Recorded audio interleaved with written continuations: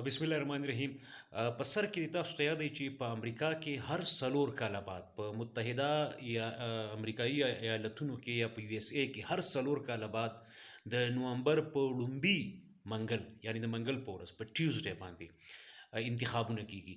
نن د نومبر درېمه څلورم ده تاریخ دی او نن په امریکا کې د نومبر لومبي منګل ورځ ده. نو څنګه موږ تاسو ټول ته پته ده چې هغلته الیکشن روان دی. دغه الیکشن کې څلور پنځه کینډیډیټس دي، تاسو ته د یاد دی.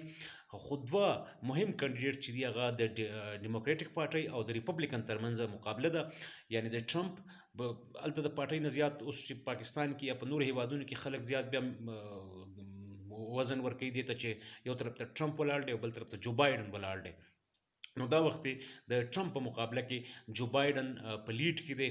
څومره ریاستونه چې رزلټ راغلی دی نو دا وخت 51.1% ووټونه چې دي نو هغه ټرمپ ماما اخیستي دي او جو بایډن اخیستي دي، او ټرمپ ماما چې دی نو هغه 48.2% د اوسه پورې چې څومره کاونټینګ شوی دی د هغې وټونه اخیستي دي او دغسې د ټاکنو نتیجې لا پاتې دي. خو زیات امکان دی څنګه چې په سروې کې په نظر راغلی وه چې جو بایډن لیډ اخیستی دی، وړاندې دی د ټرمپ نه.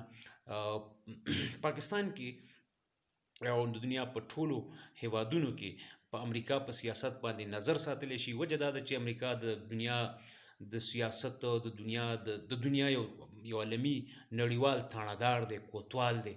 دا وجه ده چې زیات خلک په نظر ساتي. نو د نورو هیوادونو په شان د پاکستان، افغانستان او د سیمې خلک هم په دغه نتیجه او په دغه الیکشن باندې نظر ساتي. کورم ودان.